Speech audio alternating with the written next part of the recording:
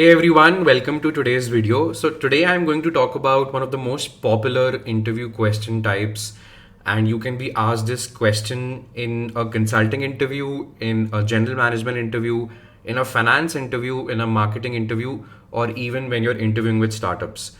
And as some of you might have guessed, it's about guesstimates.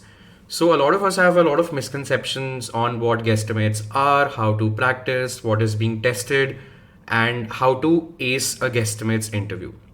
So before you proceed ahead with this video, I'll just request you to wait till the end, because in the end I'll talk about some tips from my experience which will really help you in cracking a guesstimate interview whenever you appear for an interview next, be it with a McKinsey or an Unacademy or a Unilever. It doesn't matter, because guesstimates are pervasively used by all companies these days.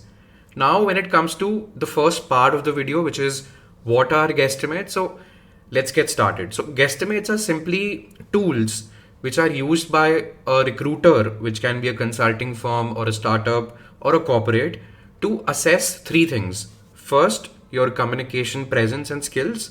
Second, your quick maths. And third, how you think on the spot. Now let's dissect them one by one.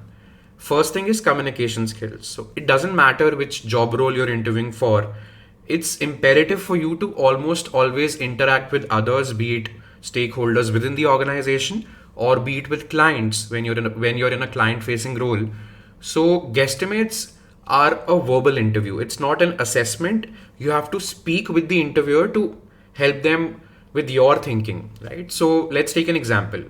Let's say the guesstimate question that you have at hand is estimate the number of taxis on Delhi roads right now.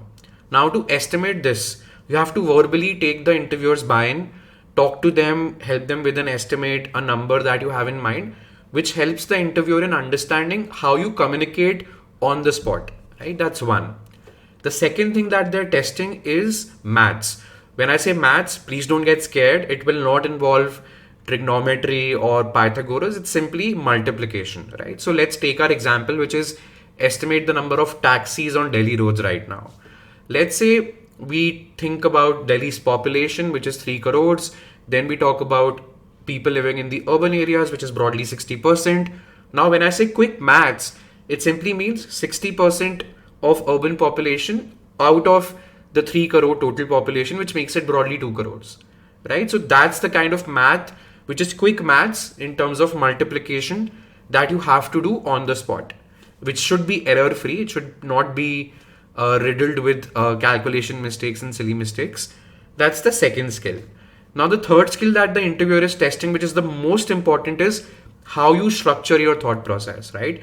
It's not guesswork.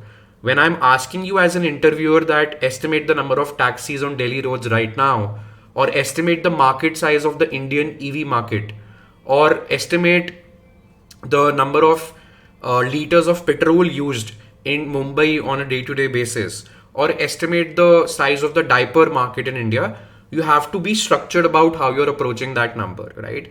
You have to firstly take the population typically, then you have to split it into urban, rural, or let's say different income levels, or let's say smartphone penetration or UPI penetration or number of households or age split, whatever is pertinent to that guesstimate question. You have to contextualize your approach. You have to be very systematic about it, and you have to take the interviewer's buy-in at each and every step, right? If you don't, then you might falter a lot in the interview and you might not even know till the end that your approach was wrong, right? So a guesstimate interview is always conversational in nature. It's not a take-home exam. It's not an assessment. You have to take the interviewer's buy-in for your approach and at each and every level, and then solve it with them, not only in front of them, right? So these are the three skills which are tested.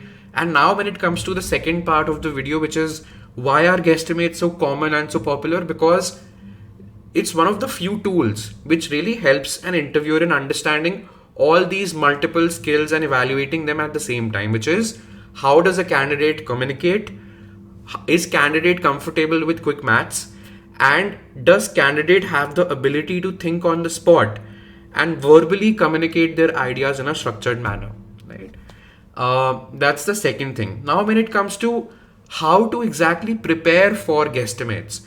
Now, if you see, I talked about the fact that you have to take various buckets in a guesstimate, right? Which is urban, rural population split, or income, or age, or gender, or the fact that how many proportion of people are living in tier 1 cities, tier 2 cities. So, the first and foremost thing to understand for guesstimates is to have a grasp of these most commonly used macro numbers for India and for your city. And the second thing is to just start practicing. Now, when it comes to practicing, there are two ways to go about it. Either you pick up a casebook and you practice on your own and you match your approach with the casebook's approach. Now, that's a good starting point, but I'll tell you from my experience, that's not sufficient.